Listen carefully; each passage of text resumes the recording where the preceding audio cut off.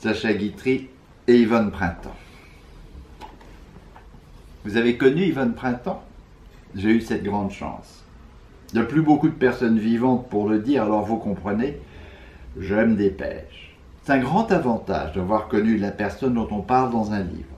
On devine pourquoi.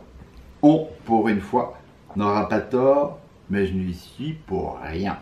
Je dois tout à mon grand-père Albert Wilmetz et à ses archives qui permettent d'écrire enfin un livre exact.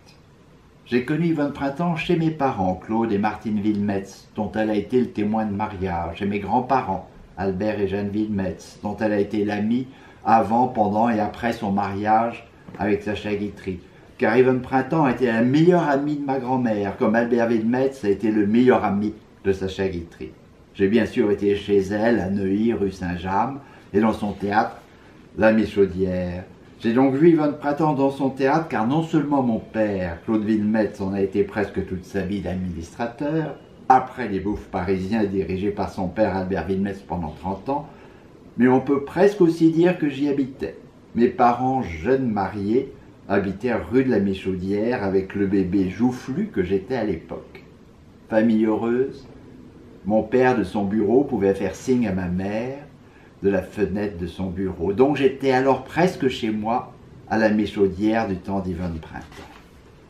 Et justement, voici les archives sur Sacha Guitry et Yvonne Printemps que je vous avais annoncées.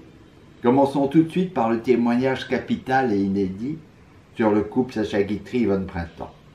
Ce que vous allez lire n'a jamais été publié. Le livre, L'impromptu de Neuilly, que vous pouvez voir ici d'ailleurs, a été censuré. Vous avez lu sans doute, ce qui veut dire que la chose n'est pas certaine, ce livre consacré à Yvonne Printemps, publié de son vivant par ses plus proches amis. Cet ouvrage est une référence sérieuse sur la vie d'Yvonne Printemps, puisqu'elle l'a lu et approuvé, si j'ose dire. Et pourtant, ce livre a été censuré.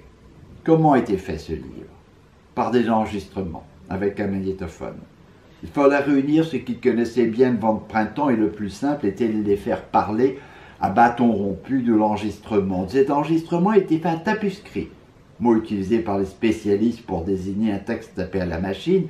C'était avant l'invention de Word. Vous voyez ma culture et surtout mon âge. Revenons au sujet.